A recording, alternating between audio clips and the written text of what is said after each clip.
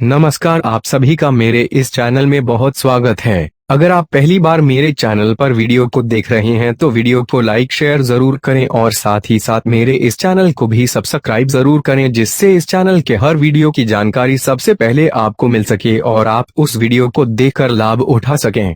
चलिए शुरू करते हैं। कोरोना वायरस क्या है? कोरोना वायरस एक संक्रामक रोग है जो इंसानों और जानवरों में हो सकता है।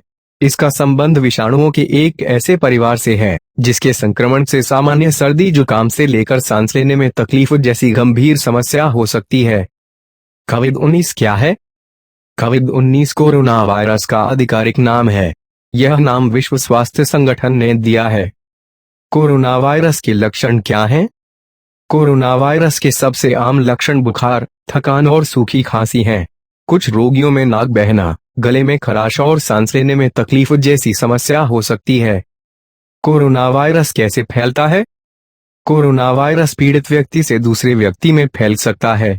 अगर कोई कोरोना वायरस पीड़ित व्यक्ति खांसता है या सांस छोड़ता है तो उसके नाक या मुंह से निकली छोटी बूंदें आसपास की वस्तुओं और सतहों पर उतरती हैं। जब लोग इन वस्तुओं या सतहों को छूते हैं और उसके बाद अपने आंख, नाक या मुंह को छू लेते हैं तो यह संक्रमण उनमें भी फैल सकता है। मैं खुद को बचाने और बीमारी के प्रसार को रोकने के लिए क्या कर सकता हूँ? नियमित तौर पर अपने हाथ साबुन और पानी से धोएं। उस व्यक्ति से कम 3 फीट की दूरी बनाकर रखें जो खांस रहा है या छींक रहा है। अपनी आंखों, नाक और मुंह को छूने से बचें।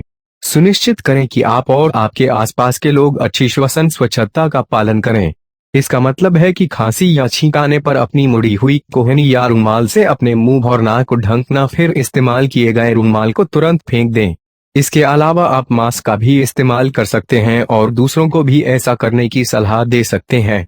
यदि आप अपने आप को अस्वस्थ महसूस कर रहे हैं, जैसे कि बुखार, कफ या सांस लेने में परेशानी है, तो तुरंत डॉक्टर से सलाह लें। मुझे कोरोना वायरस को पकड़ने की कितनी संभावना है? यह निर्भर करता है कि आप कहां हैं और विशेष रूप से उस जगह के आसपास जहां कोरोना वायरस का प्रकोप हो। अधिकांश स्थानों के अधिकांश लोगों के लिए कोरोना वायरस की चपेट में आने का जोखिम अभी भी कम है। इसलिए बेहतर है कि बेवजह कहीं भी आने जाने से बचें और खासकर भीड़ भाड़ वाले इलाकों में तो नहीं जाएं। क्या मुझे कोरोना वायरस की चिंता करनी चाहिए? कोरोना वायरस संक्रमण के कारण बीमारी आमतौर पर हल्की होती है, खासकर बच्चों और वयस्कों के लिए। हालांकि यह गंभीर बीमारी का कारण बन सकता है। हर 5 में से 1 व्यक्ति जो इसकी चपेट में आता है, उसे अस्पताल में देखभाल की आवश्यकता होती है। गंभीर बीमारी विकसित होने का खतरा किसे है? यह साफ तौर पर नहीं कह सकते हैं, लेकिन अभी तक के शोध के मुताबिक कोरोना वायरस वृद्धों और उच्च रक्तचाप, हृदय रोग, फेफड़े की बीमारी, कैंसर या मधुमेह से जूझ रहे लोगों को दूसरों की तुलना में अधिक गंभीर बीमारी पकड़ने का खतरा है। क्या एंटीबायोटिक्स कोरोना वायरस को रोकने या उसका इलाज करने में कारगर हैं? नहीं, एंटीबायोटिक्स वायरस के खिलाफ काम नहीं करते हैं। वे केवल बैक्टीरिया, जीवाणु के संक्रमण पर काम करते हैं। कोरोना वायरस के कारण होता है, इसलिए उस पर एंटीबायोटिक्स काम नहीं करते हैं। एंटीबायोटिक्स का इस्तेमाल कोरोना वायरस की रोकथाम या उपचार के साधन के रूप में नहीं किया जाना चाहिए। क्या कोरोना वायरस का कोई टीका, दवा या उपचार है? अभी नहीं।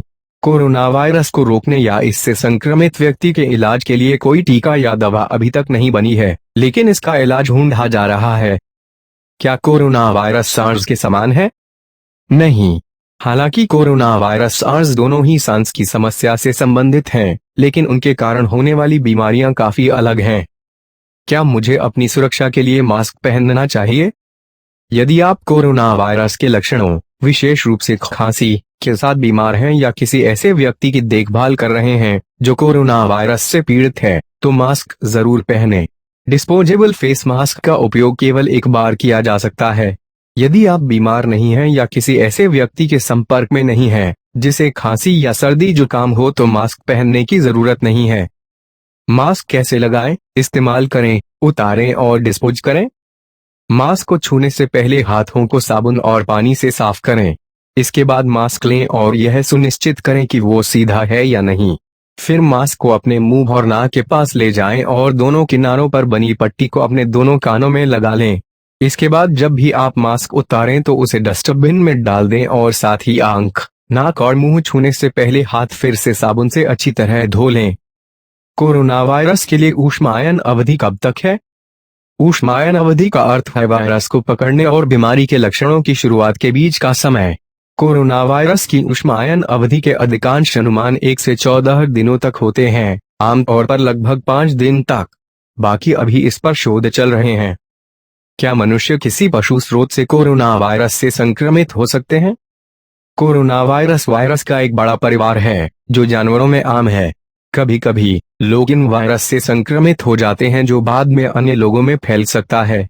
इससे अपने आप को बचाने के लिए जीवित जानवरों के बाजारों का दौरा न करें और जानवरों के सीधे संपर्क में आने से बचें। क्या मुझे अपने पालतू जानवर से कोरोना वायरस हो सकता हूँ?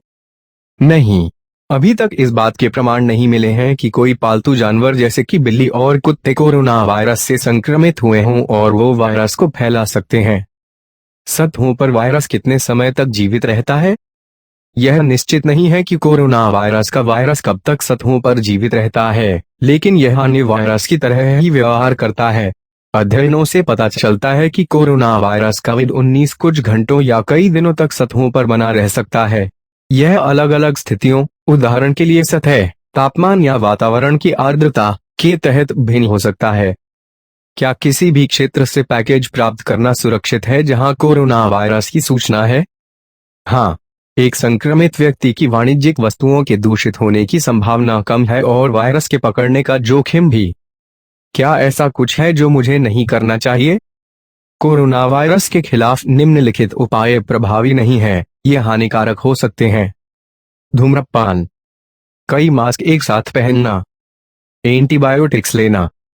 किसी भी मामले में यदि आपको बुखार है, खांसी और सांस लेने में कठिनाई है, तो अधिक गंभीर संक्रमण विकसित करने के जोखिम को कम करने के लिए डॉक्टर से सलाह लें और साथ ही उसे अपनी हाल में की गई यात्रा की भी जानकारी जरूर दें। आप सभी स्वस्थ रहें और इस जानकारी को अपने सभी लोगों तक जरूर शेयर करें जिससे